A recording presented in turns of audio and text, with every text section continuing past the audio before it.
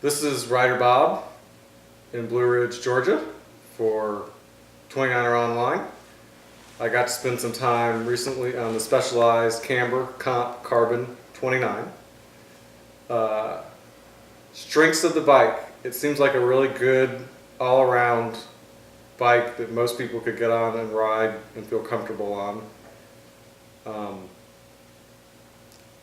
The suspension seems to be pretty plush compared to some other bikes that I've ridden, but it certainly is not a long travel bike.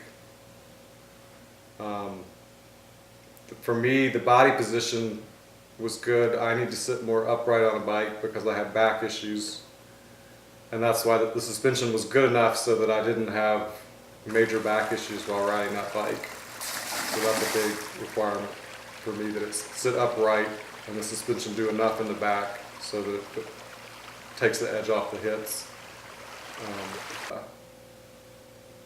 It's the first time I've ridden a carbon frame. I really couldn't have told you it was a carbon frame.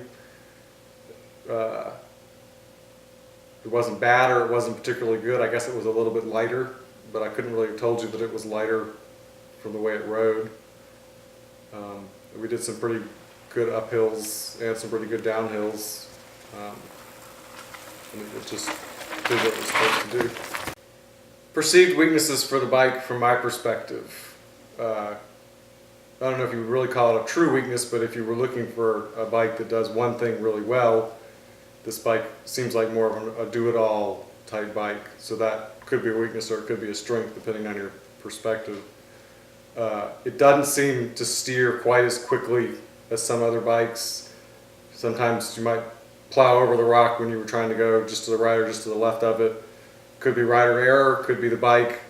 It's always better to blame the bike. But I don't think it's quite as nimble or handles quite as well as some bikes that I've ridden. But it does plow over things well if you don't hit the line you're wanting. It doesn't punish you overly for not hitting the perfect line. So that would probably be the biggest issue that I would have had with the bike.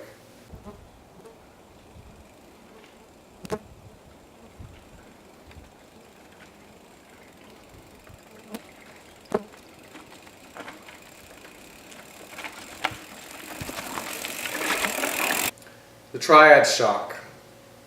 I really don't like. I did not particularly like being in pro pedal on a descent. I much preferred the feel of the shock when it was open. I couldn't really tell a huge difference between having it open and then pro pedal on climbing. It almost seems more like it's a psychological thing to have it in pro pedal because you feel like it should be more efficient, so therefore you're climbing better, but I honestly couldn't tell you. It had good traction climbing with it open, and I got to the same top of the hill with it open, so I hate reaching down and flipping the switch. There's not enough. It flips too far. It's hard to tell if it's engaged. I could never remember which side was which. Obviously, if I rode the bike a lot, I would remember left is open, closed, right is pro pedal. But it's a hard grab if you're trying to do that. I tend to remember to open it or close it after it's too late. And for me, that is annoying. I would much rather have a shock that does what I need it to do when I need it to do it without me telling it.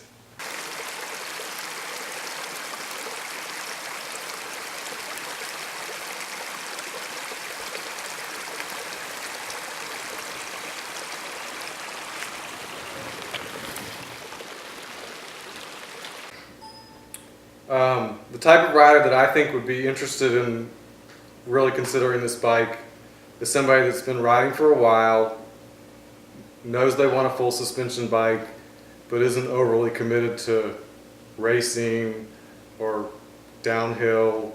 It's just someone who likes to go out and ride, and who's probably going to ride a variety of terrain from fairly smooth to a good bit of rocky, but nothing crazy rocky kind of thing.